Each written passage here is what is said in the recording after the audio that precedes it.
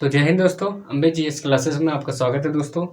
तो पिछली कक्षा में हम लोगों ने दोस्तों पढ़ लिया था क्या पादप में हार्मोन वगैरह क्या क्या होते हैं। तो आज दोस्तों हम लोग पढ़ेंगे क्या ऊतक के बारे में। तो आइए दोस्तों देखते हैं पौधों में ऊतक। पादप में ऊतक दोस्तों, तो पादप में ऊतक देखते हैं दोस्तों।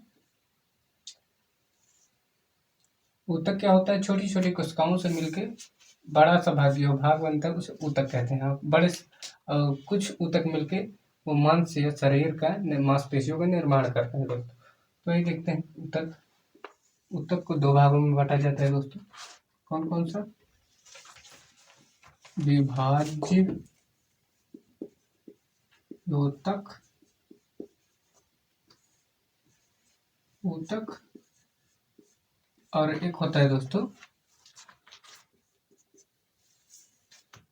स्थायी ऊतक।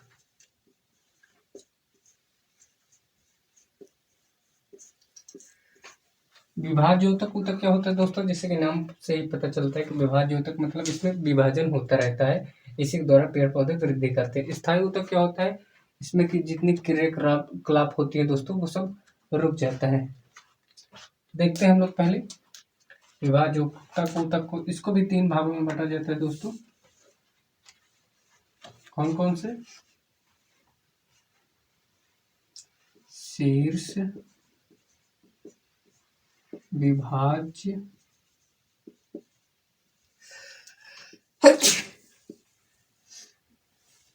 शीर्ष विभाज्य ऊतक,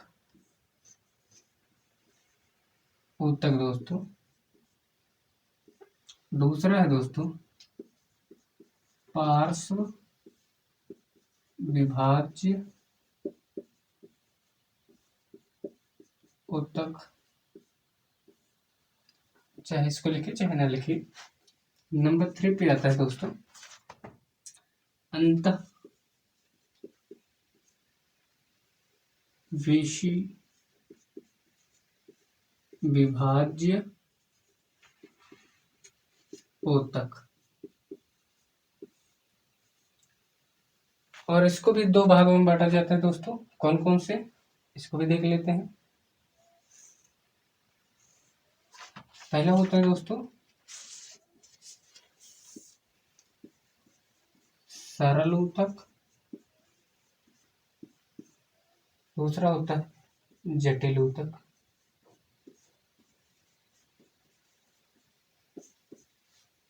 सरल ऊतक क्या होता है और जटिल ऊतक क्या होते हैं? सरल ऊतक जो होते हैं दोस्तों वो तीन प्रकार के होते हैं। कौन कौन से? मृद ऊतक,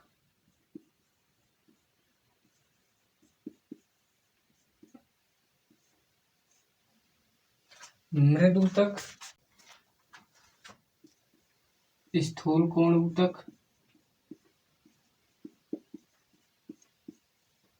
ऊतक और दोस्तों एक होता है दृढ़ ऊतक।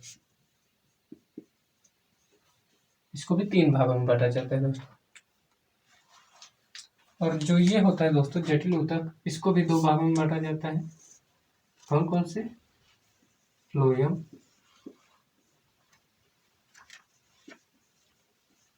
और एक होता है जाइलम। तो आइए दोस्तों हम लोग देखते हैं इसके बारे में। तो पादप में ऊतक क्या होता है दोस्तों? विभाज्य ऊतक, ऊतक और स्थायी ऊतक, दो प्रकार के ऊतक होते हैं। हम लोग लिख लेते हैं इसकी खोज किसने की। तो ऊतक की खोज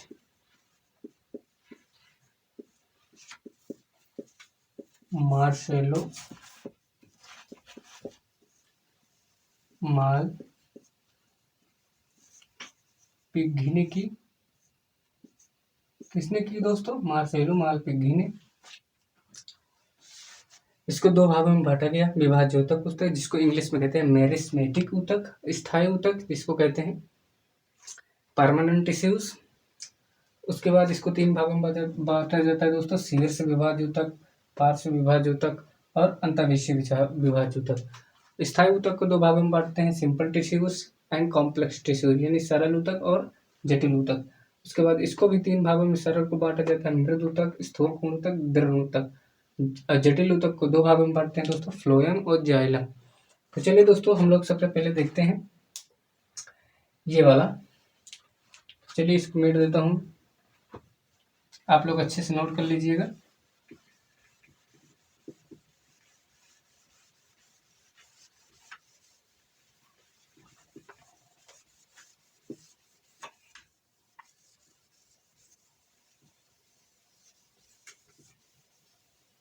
चलिए दोस्तों देखते हैं शीर्ष विभाजूतक क्या होते हैं। शीर्ष विभाजूतक में दोस्तों इस ऊतक के कारण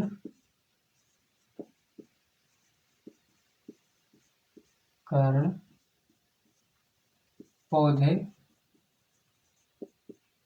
के शीर्ष या ऊपरी भाग में वृद्धि होती है। ऊपरी भाग में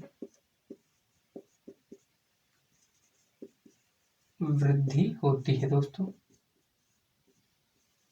यानी जो पेड़ पौधे होते हैं दोस्तों ऊपर की ओर भागते हैं, जैसे लिप्टस का पौधा, यूकेलिप्टस हो गया।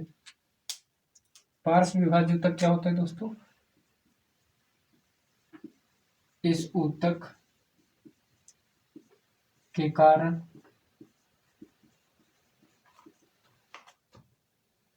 जो पेड़ होते हैं दोस्तों, पेड़ों में चौड़ाई आती है या पेड़ मोटा होता है।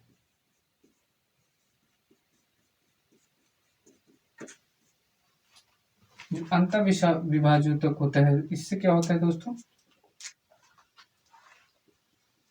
इस ऊतक के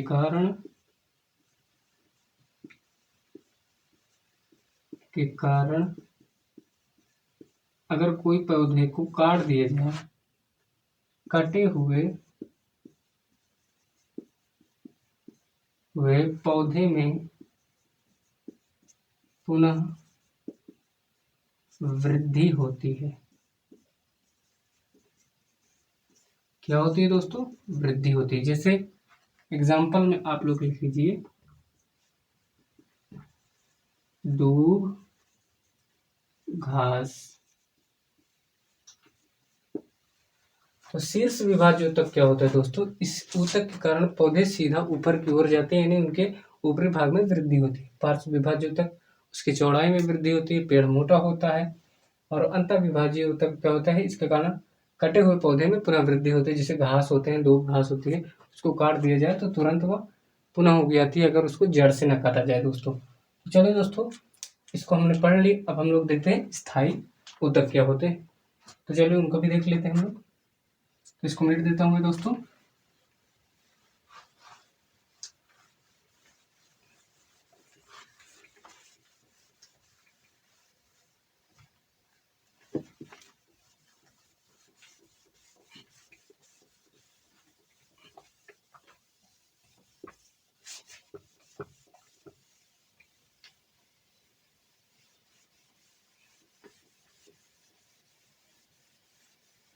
अब हम लोग देखेंगे दोस्तों क्या, स्थायी ऊतक, परमानेंट टिश्यूज।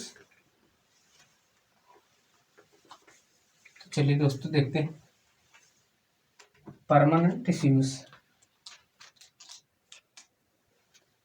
स्थायी ऊतक इंग्लिश में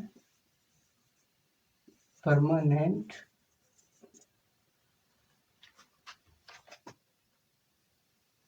टिश्यूज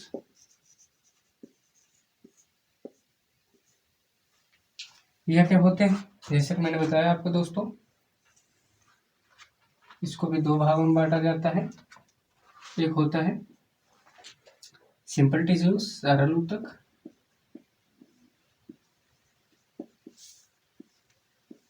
एक होता है दोस्तों जटिल ऊतक, जिसको क्या कहते हैं, कॉम्प्लेक्स टिश्यूज। अब इसको भी दो भागों में बांटा जाता है, इसको तीन भागों में बांटा जाता है। कौन कौन से? तो पहला है दोस्तों मृदु ऊतक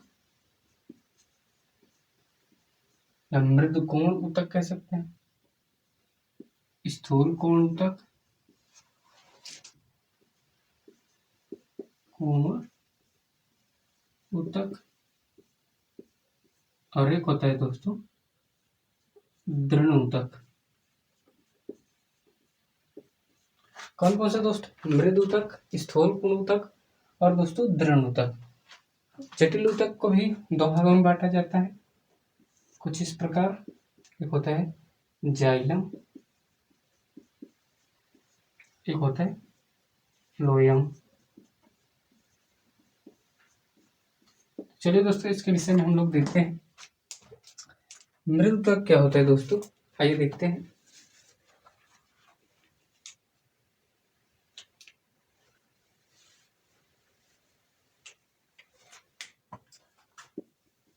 इसके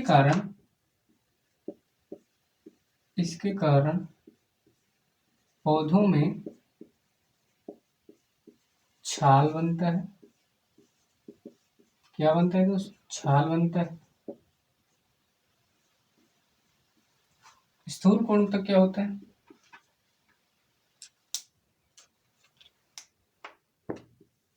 इसके कारण पौधों में वृंत बनता है, वृंत बनता है।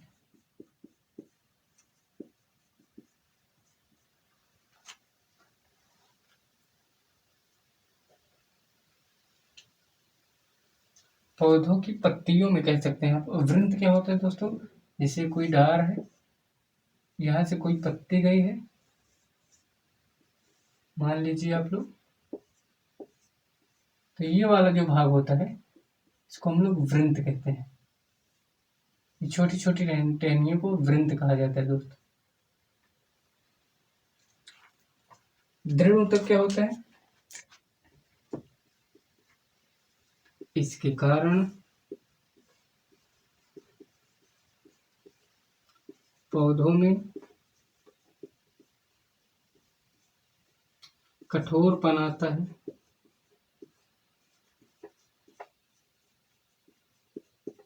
आता है, जैसे अखरोट, नारियल। ये एग्जाम्पल है दोस्तों। ये अखरोट इतना ज़्यादा कठोर कैसे होता है, नारियल इतना ज़्यादा कठोर कैसे होता है दोस्तों? तो वो दृढ़ ऊतक के कारण ही होता है। अब देख लेते हैं हम लोग जाइलम। जाइलम क्या होता है? ये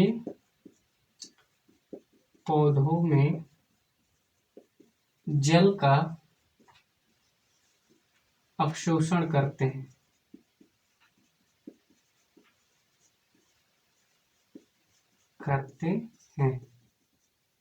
अर्थात दोस्तों जाइलम जो होता है, ये जाइलम फ्लोएम के पति पत्नी की तरह होते हैं दोस्तों। ये पौधे में जल का अवशोषण कराते हैं। ये नीचे से नमी को खींच के पत्तियों तक पहुंचाते हैं। फ्लोएम क्या होता है? जैसे कि बोला मैंने, ये पति पत्नी की तरह होते हैं दोस्तों। फ्लोएम जो होता है ये पौधे में क्या करता है दोस्तों? पौधे में भोजन पहुंचाता है, भोजन बनाने में मदद करता है, जैसे प्रकाश संश्लेषण वगैरह। भोजन कराने में मदद करता है, कराने या बनाने में दोस्तों। तो दोस्तों हम लोगों ने देख लिया पादप में ऊतक क्या होते हैं। इसकी खोज मार्सेलो मालपेगी ने किया था। ये दो प्रकार के होते हैं, मेरिस्मेटिक ऊतक और परमानेंट टिश्यू, यानी कि स्थायी ऊतक और विभाज्योतक ऊतक। जो स्थायी ऊतक होते हैं उनको दो भागों में बांटा जाता है, सिंपल और कॉम्प्लेक्स टिश्यूज, सरल ऊतक और जटिल ऊतक दोस्तों। सरल ऊतक को तीन भागों में बांटते हैं, मृदु ऊतक, स्थूलपूर्ण ऊतक, दृढ़ ऊतक। स्थूलपूर्ण ऊतक के द्वारा ही वृंत बनता है दोस्तों, और जो जटिल ऊतक होता है जाइलम फ्लोएम, ये पति पत्नी काम करते हैं, कोई भोजन पहुँचाता है, फ्लोएम भोजन पहुँचाता है, तो जाइलम जल को पहुँचाता है पत्ती ऊतक। उसके बाद हम लोगों ने इसको देख लिया दोस्तों, तो आप लोगों को आशा करता हूँ समझ में आया होगा। तो आगे क्लास हम लोग दोस्तों कल करेंगे। जय हिंद।